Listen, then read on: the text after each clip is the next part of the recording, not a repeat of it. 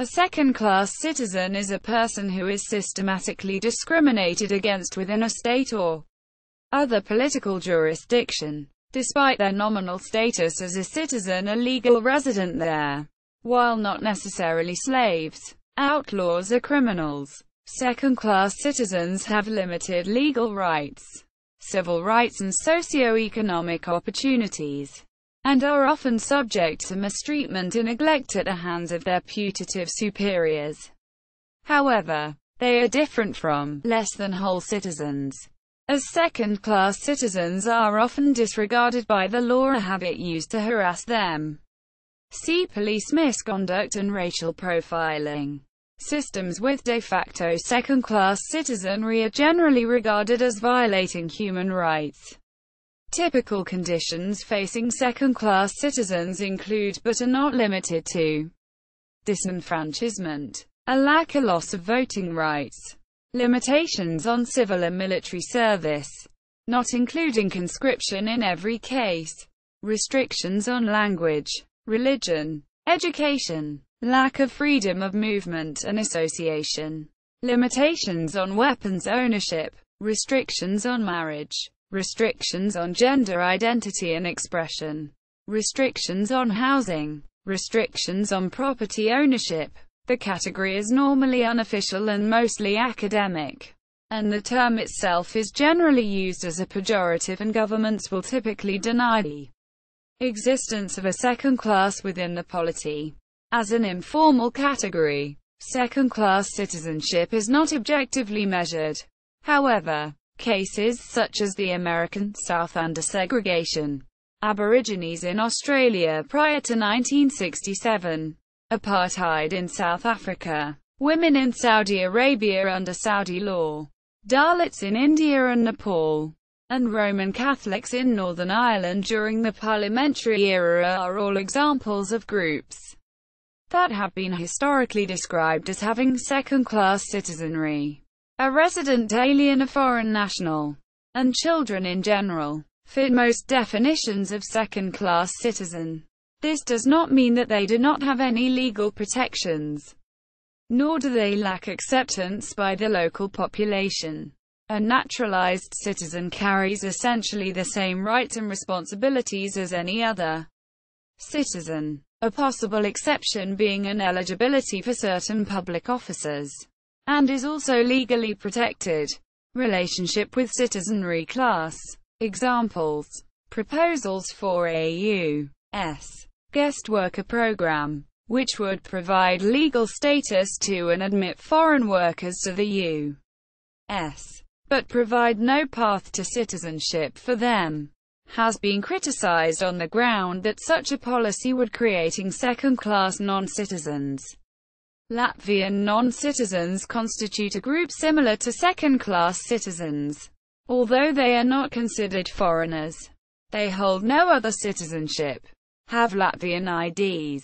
They have reduced rights compared to full citizens. For example, non-citizens are not eligible to vote or hold public office. The European Commission Against Racism and Intolerance has described their status as making people concerned feel like second-class citizens. Estonian non-citizens are in a similar position. New Zealanders receive automatically a special category visa upon entering Australia, which presents no pathway to Australian citizenship. New Zealanders are denied access to Centrelink, to name just one of the services. This means that if, for example, a New Zealand person came to Australia to live with his or her Australian spouse, and that spouse committed domestic violence upon them, the New Zealander could not then turn to Centrelink to provide them with funds to leave the abusive spouse. Mainland Chinese citizens who are settling in Hong Kong or Macau by means of a one-way permit do not have citizenship rights, such as obtaining a passport, in both the mainland or the SAR after settling but before obtaining the permanent resident status, effectively rendering them second-class citizens. Barakuman is a designation of Japanese second-class status, meaning the people who are from the place called Buraku. Buraku basically means a village, a small district. For a long time, people have discriminated against people from Buraku, even though they belong to the same race. And there are no differences between ordinal Japanese people and people who are called Burakumin.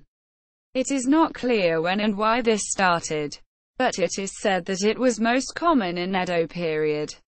They are often called Ita or Hinan, meaning polluted or not a human. Even though in Meiji 4, 1871, this discrimination was officially ended by Kaiho. Many people resisted it and continued treating them as Burakumin. Today, fewer people discriminate towards Burakumin. However, the term Burakumin is still recognized as a discriminating word, while there are a certain amount of recent young generations who do not even know the term and idea of Burakumin. Also, in some cases, people still happen to be discriminated, especially when they get a job or get married. These cases often reported as problems.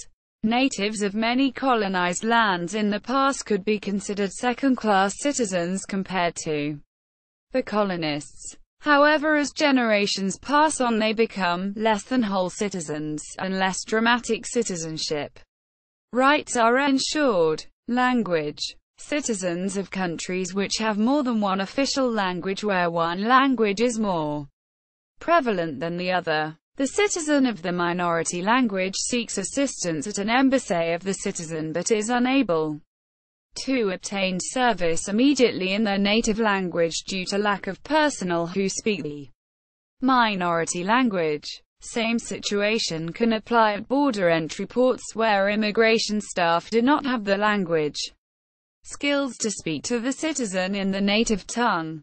Canada is a good example where this happens to Canadian citizens whose native language is French, despite officially English and French having equal status. See also: blacklisting, involuntary unemployment, loss of rights due to felony conviction, less than whole citizens.